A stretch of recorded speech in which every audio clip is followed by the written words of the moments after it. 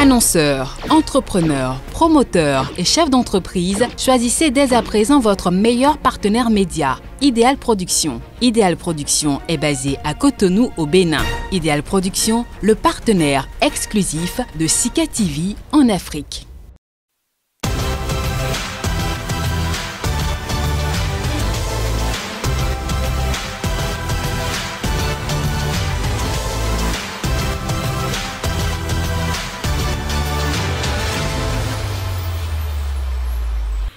À tous, bienvenue et merci de nous rester fidèles. Manifestation préélectorale d'avril 2021. Dans l'œil du cyclone depuis. Les événements malencontreux et ceux, jusqu'à ce jour, militants, sympathisants et acteurs de l'opposition. Interpellations et arrestations sont leurs dessins communs avec pour chef d'accusation courant acte de terrorisme, atteinte à la sûreté de l'État. Appel à manifester et ferme réplique de l'exécutif. L'État, dans son rôle, c'est le terme, mesdames, messieurs, en débat. Et déjà sur ce plateau, en notre compagnie, Mathieu Avlessi, membre fondateur, il est du Bloc républicain. Mathieu Avlessi, bonjour. Bonjour, monsieur Etonji. Bonjour, monsieur Cissé, que je rencontre pour la première fois. Monsieur Aruna, le Bénin, ça reste le Bénin, c'est notre cause commune. Merci beaucoup, oui, il vous l'a déjà présenté, vous connaissez la composition du plateau, ce sera juste formalité la suite, oui.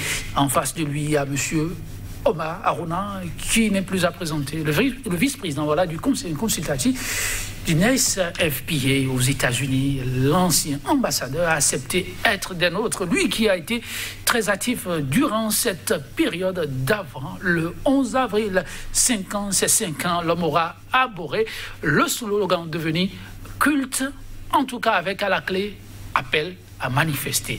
Monsieur Omar Aruna, bonjour. Bonjour, monsieur Etonji, et bonjour à mes vis-à-vis, à monsieur Avlessi, que j'ai du plaisir à retrouver ici, à monsieur Cissé, mais surtout à vos téléspectateurs. Merci pour la disponibilité. Oui, Lamine Cissé est des nôtres pour apporter le regard neutre qu'il faut pour ce plateau. Écrivain, il est expert en communication politique, panafricaniste, bon teint. Il pense que l'Afrique peut mieux offrir au monde et pourquoi pas devenir le centre du monde. Qui sait s'il ne l'est pas encore, tout en l'ignorant.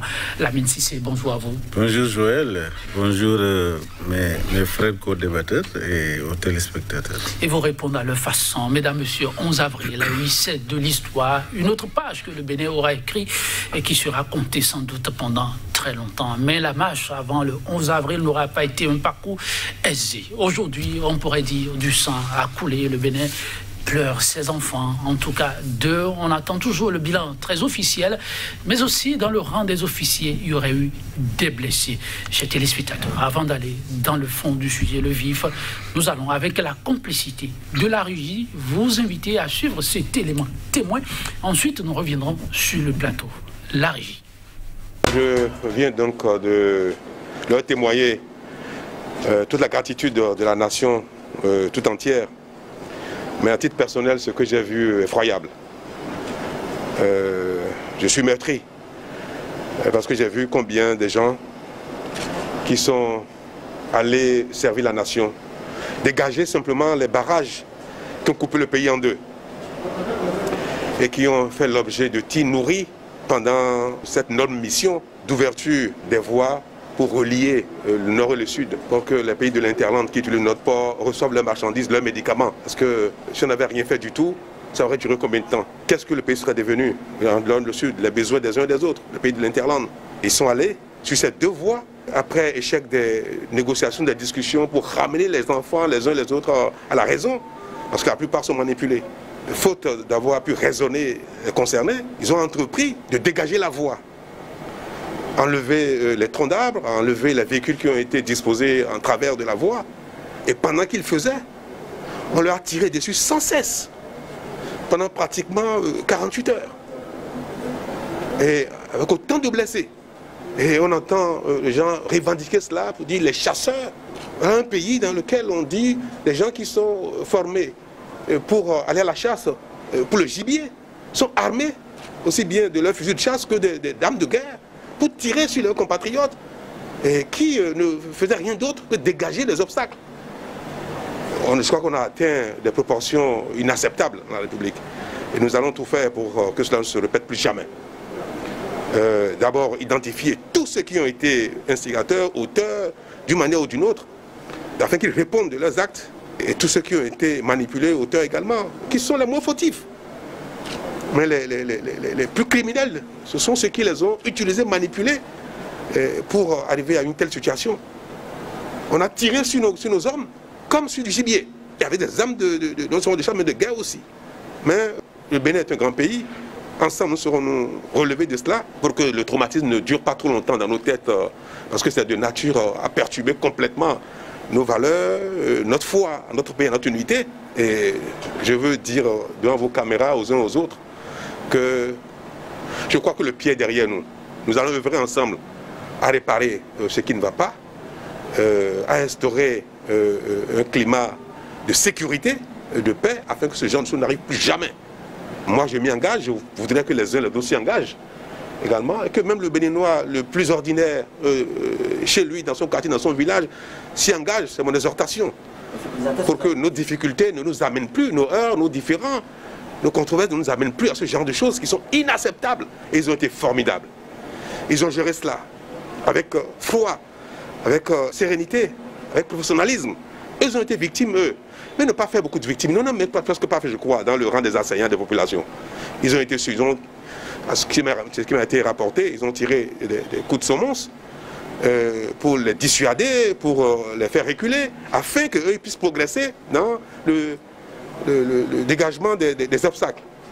Moi, je leur tire chapeau, je suis venu leur exprimer toute la reconnaissance de la nation. Je suis venu leur exprimer notre gratitude, dire que c'est des héros et que nous saurons leur apporter les soins nécessaires, quel que soit ce que ça va coûter, pour leur établissement prompt, sans séquelles. Voilà l'élément témoin à vous promet. On va se retourner vers M. Omar Aruna, l'un de ces Béninois de la diaspora ayant appelé à manifester. Omar Aruna, beaucoup de regrets après avoir suivi cet élément. Regret d'avoir en son temps appelé à manifester. Merci beaucoup, M. Yetonji, pour l'élément que vous venez de nous montrer. Je crois que je vais d'abord faire des commentaires sur le fond et la forme, et après on pourra rentrer dans le débat en plus. Je dois déjà dire sur l'élément, et pour être clair, la violence au cours de manifestations est regrettable à tout point de vue, quelle qu'elle soit la violence. Donc, dans ce contexte, je salue bien la démarche du chef de l'État béninois qui est allé vers les forces armées, les visiter. Mais comme tout autre Béninois aussi, je crois que tous les Béninois qui sont des amoureux de la paix, ils ont une pensée vers tous les blessés. D'où mon commentaire sur le fond et la forme. En effet, quand le chef de l'État va rencontrer les blessés et qu'il choisit d'aller voir seulement au lieu de mettre, parce que ce qu'il a fait, et c'est là la forme, c'est de mettre les feux de la rampe sur une partie de ce qui s'est passé. Et il a choisi l'armée pour mettre le feu de la rampe. L'armée est l'émanation du peuple. S'il y a des blessés, et d'après ce qu'on a vu, il y a quand même eu 2 blessés du côté de la population. Et qu'on nous parle de violence et on dit que ceux qui ont subi la violence, c'est l'armée, alors qu'au fait même, la violence, c'est au fait l'apanage même de l'État. C'est-à-dire que c'est l'État qui a la légitimité de la violence. Donc, dans ce contexte-là, il a aussi, j'ai écouté, il a parlé du phénomène des chasseurs. Mais le phénomène des chasseurs, c'est un phénomène nouveau au Bénin, qui est venu en 2016. Donc, le phénomène des chasseurs, c'est un phénomène qui a apparu en même temps que le pouvoir du président de la République. Bon, dans ce contexte-là, moi, je crois aussi qu'il a parlé de la responsabilité. La responsabilité des commanditaires, des acteurs et des auteurs. Mais il n'a pas parlé de la responsabilité de ceux qui ont semé la semence de cette situation-là.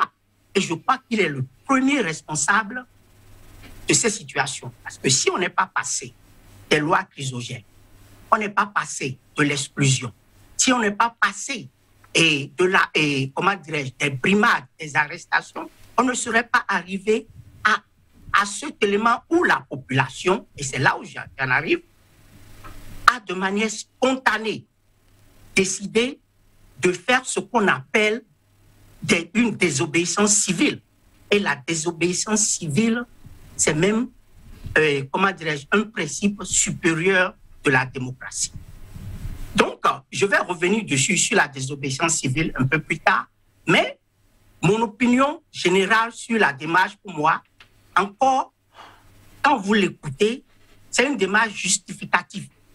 Et une démarche justificative parce que quand le président essaie d'expliquer les tenants et les aboutissants de ce qui s'est passé, ça sous-entend, alors qu'il n'y a même pas eu d'enquête, pour moi, c'est une justification. Et quand vous commencez par vous justifier, ça dénote d'une certaine culpabilité. Et ça se comprend, parce que la responsabilité suprême de la sécurité de l'État, la responsabilité suprême du bien-être des individus et de la population lui incombe entièrement. Ceci dit aussi, quand il a parlé de ça... On va revenir sur le fond, non? Vous avez dit une réaction. Non. Attendez une minute, je vais finir un élément important. Il a parlé aussi des pays de l'interland, que c'était le but des soldats pour aller dégager la route pour les pays de l'interland. Alors que, et nous ici, et ce pays-ci, qui a des problèmes, pourquoi ce n'est pas la première priorité? Je vais m'en arrêter là, mais de toute façon, on va revenir sur vraiment l'anatomie de cette, cette désobéissance civile, qui n'a rien de violent. Et je vous dirai d'où viennent les violences. Monsieur Omarouna, oui, vous m'entendez? Oui, ma première question a été, après avoir suivi cette image, est-ce que vous êtes animé d'un sentiment de beaucoup de regrets? Regret d'avoir appelé à manifester, vous? De regret? Non, écoutez, ce que je vous ai dit tout à l'heure, je vous ai clairement dit que la désobéissance civile, qui en nature est pacifique, est un principe supérieur de la démocratie. Dans ce contexte, il n'y a aucun regret. Par contre, ce que je regrette, c'est les violences. Je regrette les violences, je regrette le fait que l'armée soit partie, parce que c'est l'armée qui a les armes, soit partie tirer dans des populations non armées. Parce que quand vous allez voir le début des manifestations, elle était relativement festive pour 3, 4, 5 jours. Et qu'est-ce qui s'est passé? Les gens ont commencé par penser qu'à cette allure-là, les élections ne se tiendraient pas. Et le ministre des Affaires étrangères l'a clairement dit, dans sa conférence de presse le 10, il a dit que le chef de l'État a donné l'ordre de réprimer avec la dernière vigueur des manifestations. Ça veut dire quoi? Dernière vigueur. Donc, c'est la vigueur létale. Donc, si oui, et ça, je le regrette. Je regrette que l'armée soit allée tirer dans des manifestations qui étaient supposément pacifiques. Merci, monsieur Harouna, chacun son regard. Merci d'avoir répondu surtout à nos questions. Oui, monsieur... pourquoi le nom m'échappe aussi? Là, c'est terrible, monsieur Avlessi. Vous qui devez être très heureux, pas heureux pour les incidents, j'imagine, mais heureux que votre candidat ait pu remporter ce qui était quand même une évidence. Mais sur les images que vous avez suivies, quel est votre état d'âme? Merci, monsieur le journaliste. Je pense que globalement, personne ne peut être fier de ce que nous voyons là, de ce que nous avons vu. Personne ne peut être fier de ce qui s'est passé.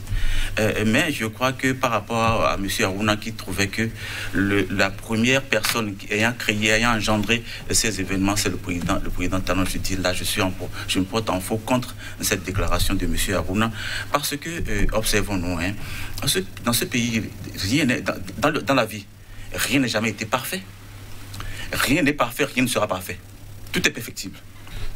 La constitution de 1990, conformément à cette constitution, En 5 ans, nous organisons 4 élections. En 5 ans, nous organisons 4 élections. Chaque élection nous coûte au bas mot 300 milliards. 300 milliards fois 4, ça fait 120 200 milliards. Seulement pour les élections. Et vous savez aussi que pendant les élections, le pays est évasif, le pays ne travaille pas. Sur 5 ans, donc globalement, on travaille 1 an. Pour résorber cet état de choses, la Constitution révisée de 2019 a prévu l'alignement des élections à partir de 2026. Pour que cela soit, il fallait retoucher le calendrier existant. Ce qui a été fait, ce qui a été proposé en 90. Et retouchant ça, il fallait donc prolonger le mandat du président de 45 jours, première chose. Seconde chose, le mandat législatif à venir, il faut le réduire d'1 an. Et troisième chose, le mandat local et les élections locales et communales. Ce mandat doit être prolongé d'1 an. On ne parle de rien de tout ça. Ce faisant, en 2026, on aura les élections générales. Ou sur une feuille, nous avons les élections présidentielles, communales, locales, ainsi de suite. Nous, on aura 4 lignes pour les 4 élections. Vous allez dans les couloirs, vous choisissez vos présidents, vous choisissez vos députés, vous choisissez vos maires, vous choisissez vos élus locaux.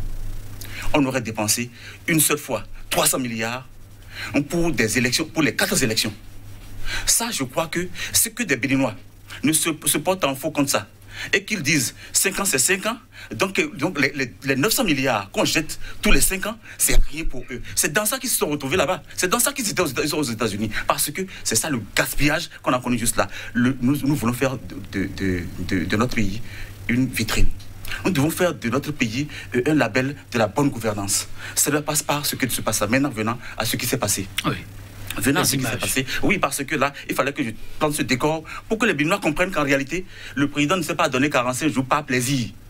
On a écouté le mandat des députés, on va écouter le mandat des députés d'un an. On a prolongé le mandat des maires et des élus locaux d'1 an. Écouter d'1 an, prolonger d'1 an pour en venir à ça. Maintenant, venons à ce qui s'est passé avec les déclarations que nous avons suivies. Vous avez suivi sur les réseaux la conférence en ligne de nos amis d'en face avec des déclarations que je trouve ahurissantes. Les chasseurs, on trouve que nos forces armées sont inconscientes. Et que c'est les chasseurs qui devaient assurer notre sécurité.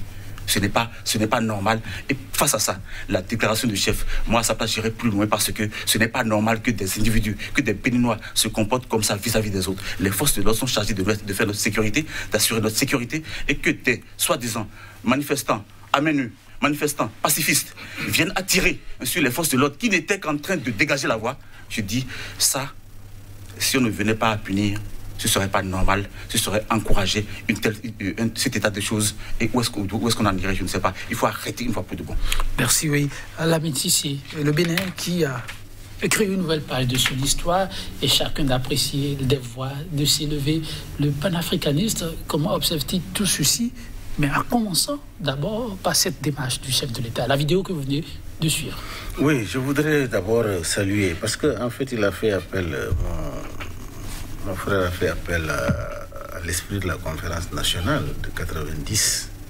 Et je voudrais rendre hommage à Robert Doussou, rendre hommage au professeur Aounsou, ici sur le plateau, qui ont été les précurseurs. Ils étaient dans une assemblée générale dictatoriale, mais ils avaient la voix de dire la vérité pour le peuple. Et ils ont contribué à écrire l'histoire. Donc aujourd'hui, même Dieu, qui a créé Satan, il lui a donné un espace de liberté. Même Dieu qui a créé Satan. Oui. On dit Satan, le diable. Oui. Parce que le monde est divisé et dirigé par le parti de Dieu et le parti de Satan. Parce que Dieu, la démocratie, ça commence par chez Dieu. C'est Dieu qui a instauré la démocratie et lui-même, il applique la démocratie. Si aujourd'hui, Dieu voulait nous punir de ce que nous faisons, il allait détruire le monde. Sérieusement. Mais nous sommes en train de pécher chaque jour. Il est en train de nous regarder parce qu'il nous a donné l'espace de choisir le bien ou le mal. C'est sûr. Donc Satan a un espace de liberté. Et qu'est-ce que Dieu vient chercher dans notre débat? Exactement, c'est ce que je suis en train de dire. J'ai suivi l'intervention du chef de l'État. C'est-à-dire, en fait, je suis choqué parce que je ne veux pas que dans un processus de démocratie, que le sang coule. Quand le sang coule, ça dit que c'est de l'indignation que ça présente. Surtout le Bénin qui est un modèle. Le peuple béninois n'est pas violent. Le peuple béninois est un peuple apaisé. Nous vivons avec les Béninois. Depuis 1987, je suis dans ce pays-là.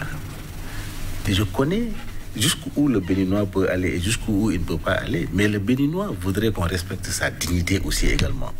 C'est extrêmement important. Ce que je voudrais dire est que je comprends le chef de l'État devant cette situation-là. Personne ne peut cautionner qu'on tire, qu'on prenne les armes pour se tirer là-dessus. Mais je voudrais qu'on puisse au moins analyser les causes profondes. Parce que ce sont les effets, ça, là. Ah bon? Ça, ce sont les effets. Mais quelles sont les causes? Les gens ne parlent pas des causes et on ramasse les causes. Ah bon? On n'a pas présenté les causes, là? Tant qu'on n'a pas... Les causes, n'est-ce pas? L'appel à manifester. Non, ça, c'est les effets. Mais on appelle à manifester. Pourquoi? C'est ça qu'il faut d'abord moi, voir. je ne veux même pas discuter du fait que oui, son mandat est fini, son mandat n'est pas fini. Ce n'est pas ça qui m'intéresse, moi. Ce qui m'intéresse est que la démocratie est en décadence progressive au Bénin depuis 5 ans. C'est ça qui est mon problème, moi, fondamentalement. Et je crois que c'est sur cela qu'il faut voir qu'est-ce qui se passe. Parce que nous avons vu en 91, il y a un gouvernement d'union nationale où, autour de Kérékou, les Soglo, etc., tout le monde pouvait te dire non, Soglo, pendant 17 ans, il a tué, là. Ils ont dit non. Pour le pays... Vous parlez de Kérékou, là. Pour tuer Kérékou. Oui, en 91. Pour le pays et pour l'intégrité et pour le sursaut patriotique, ils ont formé un gouvernement d'union nationale pour dire, bon, changeons de cap en 91. 96, élection présidentielle. Le président Soglo est élu président. Il a fait un travail herculien. Malgré sa rigueur dans la gestion, il n'a jamais empêché quelqu'un d'aller aux élections. Ils ont respecté la Constitution. 96, le peuple béninois a ramené Kérékou. Mais Soglo a dit, on m'a volé, j'ai été victime de la France-Afrique, parce qu'en fait, il a commis une faute politique que je ne vais pas développer ici, mais nous avons un général Abacha de l'autre côté, un général Kérékou au Bénin et un général Eyadema au Togo. Avec la France, ils l'ont fait partie. Nous connaissons les enjeux géopolitiques qui l'ont fait partie. Mais il n'a pas pris les armes pour mettre dans la rue, il n'a pas pris l'armée pour mettre dans la rue. Il est parti tranquillement. Mais Soglo a fait un travail formidable dans ce pays-là parce qu'il a reconstruit. Il n'y avait pas d'État, l'État était par terre. Nous avons connu cela. Mais après les 10 ans de Kérékou, le peuple béninois a dit, mature dans sa compréhension politique, non. Cette démocratie, nous n'en voulons pas. Ils ont fait amener un Yaya Boni à l'extérieur, qui ne faisait pas des dinosaures politiques. Yaya Boni a fait 10 ans. Ils sont allés chercher le président Patrice Talon. Le président Patrice Talon n'a pas le droit sur les libertés individuelles, sur le progrès de la démocratie, il n'a pas le droit de dévisser les blonds à sa guise, sans un consensus. Voilà tout le mal. Si on ne le dit pas, si on ne dit pas qu'il y a de l'unilatérisme dans les prises de décision, dans la création des lois qui exclut une grande partie des populations et des leaders politiques dans le jeu électoral, dans le jeu de la décision du pays, mais cela est très flagrant parce que l'Assemblée nationale, où est l'opposition? Il n'y en a pas. Et on a dépassé ça, c'est l'ANR, l'Assemblée nationale révolutionnaire. Depuis lors, même cette Assemblée-là, il y a des voix discordantes, il y a la démocratie interne. Mais une Assemblée monocolore, comme on le dit, ça pose un problème. Au niveau des élus locaux, ça pose également un problème.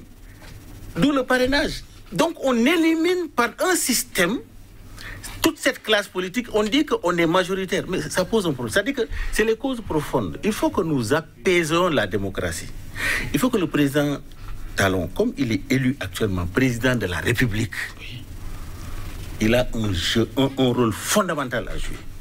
Le rôle fondamental qu'il a à jouer, c'est revenir aux fondamentaux de la démocratie. C'est réconcilier les Béninois avec... sinon, là où on va comme ça, là,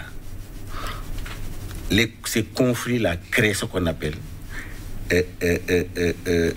c'est le facteur de la création du terrorisme.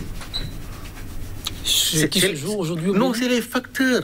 Mais comment on peut prendre des armes et faire face à une armée et on pense que la faute est de l'autre côté, mais il faut voir de son côté. C'est pourquoi j'appelle à la responsabilité. Parce qu'aujourd'hui, c'est le président Patrice Talon qui est élu président de la République. C'est lui. C'est lui. Il doit baisser la tension, aller vers cette opposition-là, discuter et apaiser le pays. Sinon, quand tu es entouré par des jusqu'au boutistes qui te disent que c'est toi qui es le plus beau, tu es le plus fort, toi, tout ce que tu fais, c'est bien, c'est eux qui sont en train de détruire le pays. C'est extrêmement dangereux. Ouais. Monsieur Avlessi, je reviens vers vous. Là, Monsieur Lamine Cissé semble dire que le chef de l'État a vraiment un rôle important à jouer. Est-ce possible, effectivement, de jouer autrement pour ne pas avoir ce qu'on a eu aujourd'hui? On n'est pas allé du coup à la violence. On n'est pas allé du coup à faire des titres de sommation pour dégager la voie. On a passé des jours à négocier avec les manifestations qui ne voulaient pas entendre raison. Il fallait que l'État affirme sa responsabilité. Bon, M. Cissé trouvait que notre démocratie est en difficulté, il faut laisser... Vous voyez, l'Afrique, le problème de l'Afrique, c'est ses cadres. Ses cadres. Le problème de l'Afrique, c'est ses cadres. Nous passons notre temps à copier ce qu'on a appris à l'école. On ne veut pas le développement. C'est ce que je comprends du développement de M. Cissé. Oui, c'est bon, un bon cadre. Soit c'est logique, c'est ce que les Blancs ne veulent pas qu'on se développe parce qu'ils nous ont mis ça dans la tête. Vous passez votre temps à bavarder, pendant ce temps, nous vous pillons. C'est ça. Maintenant, nous voulons travailler. Je vous dis, on passe 5 ans, on passe 4 ans à nous évader. J'ai commencé par dire au départ que dans la vie, rien n'a jamais été parfait. Hein? Parce que, oui, parlant de Dieu, il y a eu le déluge. Dieu nous a punis. Dieu a puni les hommes. Et si on reste à ce niveau de Dieu, où il dit que même Dieu a donné une parcelle de liberté à Satan. Bon, il pense que cette parcelle de liberté n'existe pas. Si on prend ces manifestations, sans pour autant revenir au test de loi, parce qu'il faut ensuite évoluer, si on laissait les manifestations se poursuivre, parce que les premiers jours, effectivement, c'était pacifique, comme le chef de l'État l'a dit, c'est graduellement que ça a tourné au vinaigre.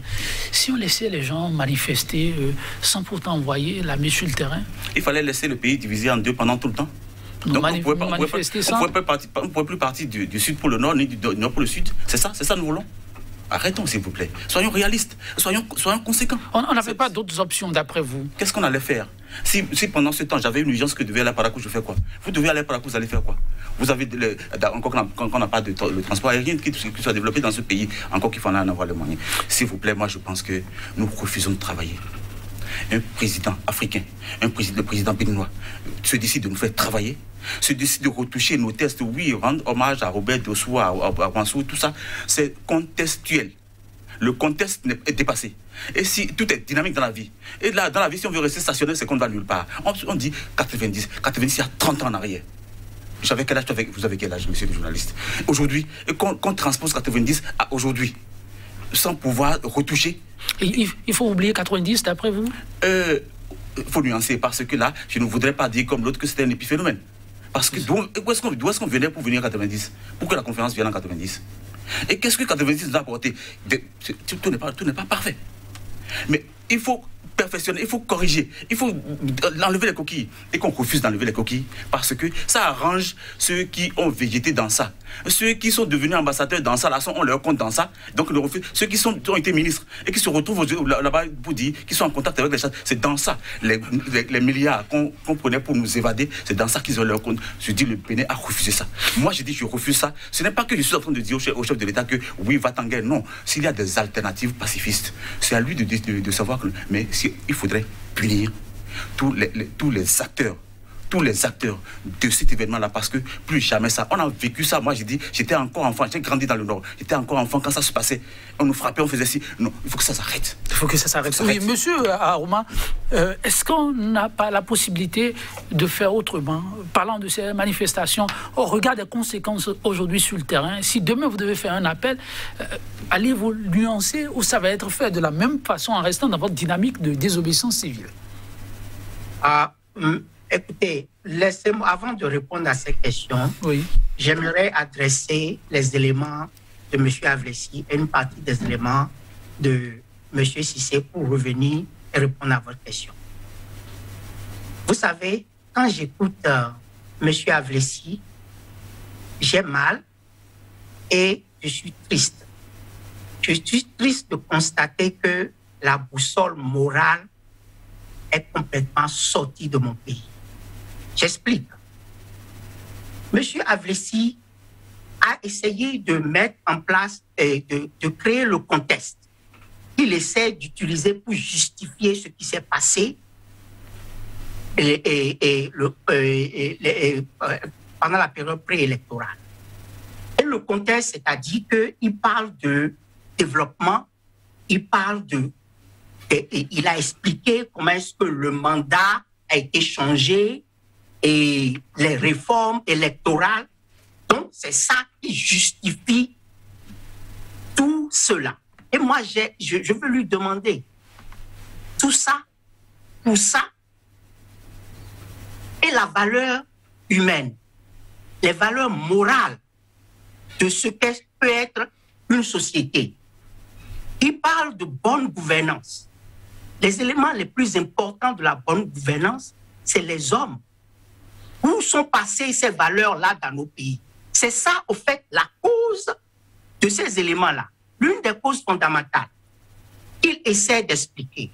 Quand il parle qu'on ne peut pas admettre que les chasseurs tirent sur leur armée qui était, soi-disant, en train de dégager les routes du pays.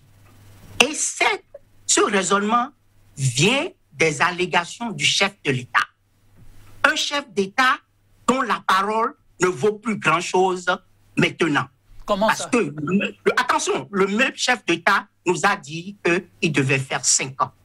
Le même chef d'État nous a dit qu'il devait porter en triomphe à la fin de son mandat. Et c'est ce même chef d'État qui revient aujourd'hui nous dire que les violences ont été causées parce que les chasseurs ont tiré sur l'armée. Moi, j'ai beaucoup de mal à utiliser cela comme argumentation. Maintenant, pour revenir sur ce que M. Lamine Cissé dit, je crois qu'il a raison. Il a demandé, il faut qu'on aille aux causes qui ont amené à ça. Ce qu'on a vu, c'est la démonstration ou bien les corollaires de ce qui est en dessous de ce qui s'est passé. D'où, pour répondre à votre question, l'appel, pour moi, et je le dis, je le répète, cet appel, c'était un appel à la désobéissance civile. Et cette désobéissance civile, c'est un principe supérieur qui est utilisé aujourd'hui au sein de démocratie pour lutter contre certaines lois. Dans le cas où on est du Bénin, les lois que les militants et la population estiment que la légalité qui dépend du pouvoir et d'une certaine inertie ne parviendra pas à modifier ces lois. C'est de cela qu'il s'agit, de la désobéissance civile qui est en nature pacifique. Et puis, elle est beaucoup plus subtile parce qu'elle refuse de la complicité du pouvoir jugé illégitime. Ça veut dire quoi? Ça veut dire simplement que les gens se sont mis d'accord que le pouvoir est en train de nous subjuguer. Alors, M. Arouna, oui. Monsieur Arouna, il est question d'aller de l'avant. Et oui, apparemment, tout le monde est d'accord. La question que... Tout le monde est d'accord sur quoi? Qu'il faut aller de l'avant. Le Bénin doit aller de l'avant. Est-ce que le chef de l'État s'y prend de la meilleure des façons après les dégâts? Après les dégâts, le chef de l'État devrait... Le premier élément que moi je regrette dans la démarche du chef de l'État, oui, et c'est la même démarche que j'ai dénoncée dans mon open à la communauté internationale. Quand vous allez dans une situation de conflit et qu'il y a en face des protagonistes, et c'est clair qu'il y a la force du côté d'un des protagonistes, quand vous êtes le juge, vous ne venez pas donner l'impression que c'est le plus fort que vous allez visiter d'abord. La démarche aurait peut-être été plus appropriée si déjà le chef de l'État va faire la même démarche vers les populations. Parce que l'armée, c'est l'émanation de la population. Et pour revenir sur ces éléments-là, c'est-à-dire que la violence est le fruit d'une telle frustration. Les frustrations sont le fruit de ce que M. Avlessi appelle les réformes. Les réformes ont été conduites par le pouvoir en place. Donc, la solution est du côté du pouvoir. Merci, monsieur Omar. On ne peut pas se cacher. On ne peut pas se cacher. C'est votre regard. Monsieur Labi Cissé, le chef de l'État, après s'être désolé de la situation, croit savoir le pire est désormais derrière le peuple et voudrait bien compter sur chacun pour relever ensemble les grands défis et tourner cette page. Je souhaiterais que ça ne soit pas un slogan, que ce soit de l'action progressive. Mais je voudrais rappeler mon co-débatteur que c'est la conférence nationale qui a amené Talon. C'est 90. La conférence nationale 90. Ce sont les fondamentaux de la conférence nationale qui ont fait que Talon est président de la République aujourd'hui. Donc ça ne peut pas être dépassé. C'est-à-dire ce qu'il faut comprendre est qu'un peuple qui ignore son histoire ne peut pas construire le pays. L'histoire, l'évolution d'un peuple est fondamentale dans la construction. Un président qui ne connaît pas les spécificités socio-culturelles de son pays, qui n'interroge pas son peuple, ne peut pas construire pour ce peuple-là. Parce que le principal acteur de développement, c'est le peuple. Ce n'est pas vous, ce n'est pas le président de la République. Quelles que soient les réformes, si le peuple ne se trouve pas dans ces réformes, ça ne peut pas marcher. La dynamique de développement, c'est à la base. Vous avez dit les Blancs, etc. Nous sommes encore colonisés, oui, nous le savons. Nous nous battons contre ça. Ce système qui nous opprime. Mais ce n'est pas un individu qui doit libérer. Soit prenez les armes pour libérer. Mais si vous prenez la démocratie pour libérer, il faut respecter... il faut respecter les fondamentaux de la démocratie. Ils ne sont pas respectés pour libérer. Mon problème se trouve à ce niveau-là. J'ai dit, il ne faut pas qu'on pense que pour développer un pays, c'est un messie qui doit venir développer un pays. Non. Ce n'est pas un homme qui va développer un pays. Ce n'est pas en divisant les forces vive de la nation que tu peux développer le pays. Ce n'est pas en mettant des gens en exil, en prison, en installant la peur que tu peux développer un pays. Ce n'est pas possible. Ce n'est pas possible. Alors, moi, je me désole. Quand je vois pour un oui, pour un non, telle personne est arrêtée, parce que j'ai l'impression que c'est l'État qui est fébrile, c'est l'État qui a peur. Si l'État n'a pas peur, n'utilisez pas les instruments de répression qui appartiennent au peuple pour opprimer le peuple. Parce que c'est ce que j'ai dit sur ce plateau-là. J'ai dit, il faut faire attention. Le peuple béninois n'a pas eu son armée pour que cette armée-là se retourne contre lui. Le peuple béninois, qui est le pourvoyeur de la richesse, n'a pas donné la richesse aux dirigeants, aux gouvernants, pour qu'eux, ils s'assoient dans des conditions normales et oppriment ce peuple-là. Non, non, non, non. Ça ne peut pas marcher comme ça. Tu sais, il faut changer de paradigme. Nous avons à côté ici au Nigeria Boko Haram. Boko Haram n'est pas venu de ex nihilo. C'est la gouvernance politique et économique qui a amené ça. Donc moi, non. C'est-à-dire que je suis soucieux de la paix. Tu sais, sans paix dans la sous-région, sans la paix, nous avons déjà le Sensei Saïd. Quand vous suivez le chef de l'État, n'avez-vous pas l'impression que le déclic vient d'être lancé? J'ai l'impression qu'il n'est pas prêt à reculer. Nous avons vu ici Kérékou qui recule devant le peuple. Yaïbouni même recule devant le peuple. À un temps de l'histoire béninoise, le président Talon était acculé. Le peuple est sorti pour faire la marche pour lui. À un moment donné, il est parti en exil. On a estimé qu'il a été acculé. Mais Yaïbouni a reculé. Nous avons vu Kérékou reculer. Mais je voudrais que le président soit à l'écoute de son peuple et qu'il soit le grand réconciliateur.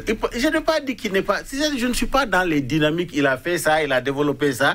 Nous, moi, il y a des forats où je félicite le président Talon pour avoir tout simplement permis la libre circulation des personnes et des biens, avoir combattu cette corruption dans la rue, etc., au niveau des frontières. Mais dans tous les ateliers, je me lève, je le félicite. Mais nous sommes en train d'analyser les causes des conflits. Depuis qu'il est là, il y a tout le temps tension. Comment il faut faire? Parce que la tension, quand ça atteint son paroxysme, il est difficile de récupérer cette tension-là. Parce que d'autres forces vont rentrer dans cette tension-là, ça va être catastrophique. Okay. C'est ça qu'il faut éviter. Oui, éviter, c'est l'appel de tous. Oui, Monsieur Avlessi, il est question justement de pouvoir avancer. Et pour avancer, c'est forcément avec la paix. Alors les mots peur, arrestation, viennent constamment avec à la clé le mot tension. Vous, de votre position, si vous avez des éléments à apporter pour que ces mots disparaissent du langage, qu'est-ce qu'on peut faire? Cher ami, je pense que Monsieur Aruna parlait de désobéissance parce qu'il y a frustration. Mais la désobéissance s'appelle la responsabilité. Nous avons vu les gilets blancs en France. Ils étaient libres de faire ce qu'ils ont fait. Les gilets jaunes. Les gilets jaunes, pardon. Oui. Les gilets jaunes en France. Oui. Ils étaient libres de faire ce qu'ils ont fait. Ils en ont assumé les responsabilités. Donc ce qui s'est passé, j'ai dit, tant qu'on n'en viendrait pas à ça, tant qu'on ne viendrait pas mettre nous, Africains, face à nos responsabilités, on ne bougera pas.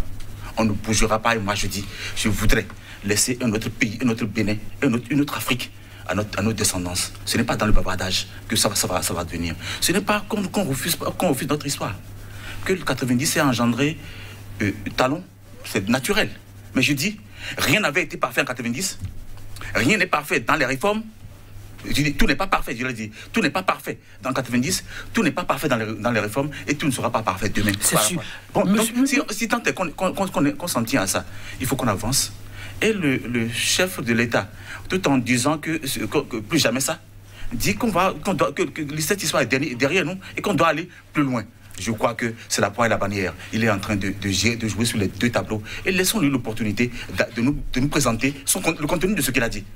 Qu'on soit là à faire des interprétations, je ne suis pas d'avis. Je ne suis pas ce que je dis, c'est vrai que ça a l'élan d'être un va-t-en-guerre. Je n'en suis pas un. C'est la première fois, je pense, que je suis aussi tranché que ça sur ce plateau. Les auditeurs vont constater, je suis sûr qu'ils vont parler. Mais je suis tranché parce que nous n'allons nulle part avec ce qui était. Nous partons 4 ans à nous amuser. 4 ans à dilapider 900 milliards. Et ça, les gens s'y plaisent. Les gens veulent pérenniser ça. Les gens veulent perpétuer ça. Il faut que ça s'arrête. Seulement ça. Pour des actions dans le pays, seulement ça. Pour créer des structures d'emploi, nous allons résorber en partie l'emploi. Et c'est ça qui va faire le développement.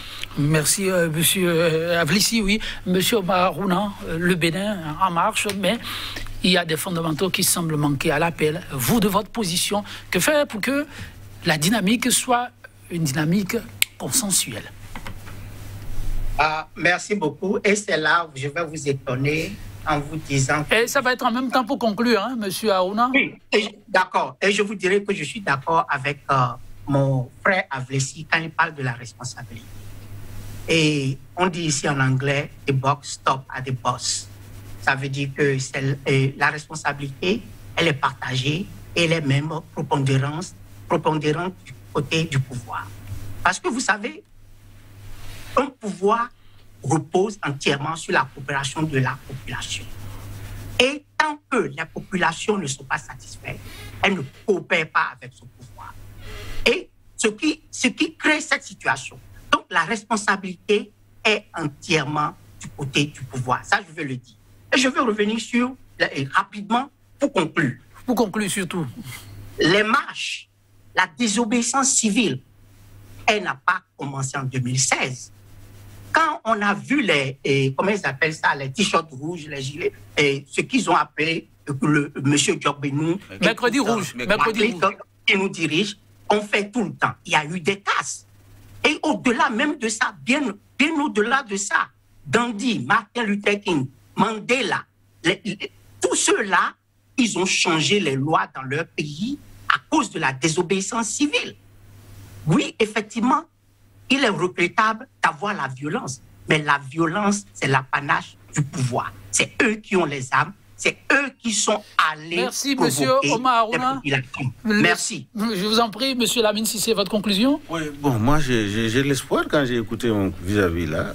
J'ai de l'espoir, comme quoi nous allons aller vers l'apaisement. Parce que c'est ce que je souhaite. Parce que, indéniablement, on ne peut pas dire que Patrice Talon n'aime pas le pays. Il aime son pays. nous tous, en tant que panafricains, nous aimons l'Afrique. Mais quand nous voyons des conflits perpétuels dans les pays comme ça, là, on n'a pas d'espoir. C'est pourquoi on se bat pour qu'on aille de l'avant. Donc nous avons de l'espoir et je lance un appel au président Patrice Talon, vraiment pour dire, c'est lui qui est le chef.